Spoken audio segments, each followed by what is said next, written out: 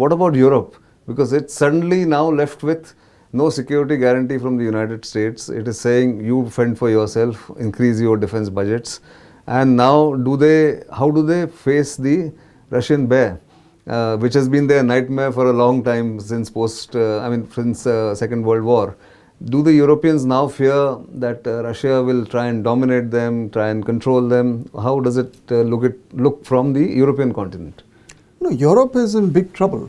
I mean, it is absolutely clear that if there is collateral damage in the Russia-US discussion, it is Europe. And I think they know it. And they knew it from the time Trump campaigned and contested the election and the time he won the election. And they knew it was coming. Probably they didn't estimate the speed at which it would come.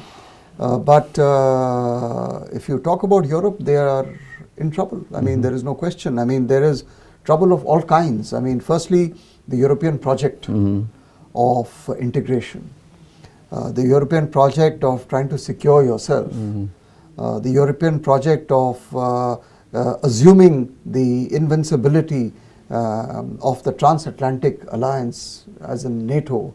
The OSCE is dead, effectively, practically speaking. They do not have a European defense force. Sure. Their defense expenditure is very minuscule. So politically, militarily and strategically, I think Europe is in trouble.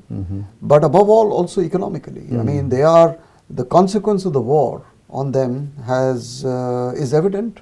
Deindustrialization, stagnation, high energy costs. So they're having it bad from all sides. Now, in a sense, they're back to square one. How to rearrange their collective security and the union itself to deal with the threat they face from Russia. So I think some fundamental questions are going to be asked by Europeans. It's not going to be easy. It's not going to be pretty. We will see many more differences emerging in the open within Europe. So yes, I think this is one of those unintended consequences. Can't call it black swan, but certainly unintended and unforeseen probably. Well, unless Putin foresaw those. Unless Putin foresaw and calculated a step ahead. But it would have been difficult for him to predict that one day Donald Trump, someone like him, will come as the president. Exactly. I think if President Biden or some other Democrat had come, I'm not sure whether we would have been here now in this position. Yeah, and not so soon perhaps. We don't know. Not so soon. But the battlefield collapse of the Ukrainian forces, I think, was moving on its own momentum. Sure. Regardless of who was in the White House. Absolutely.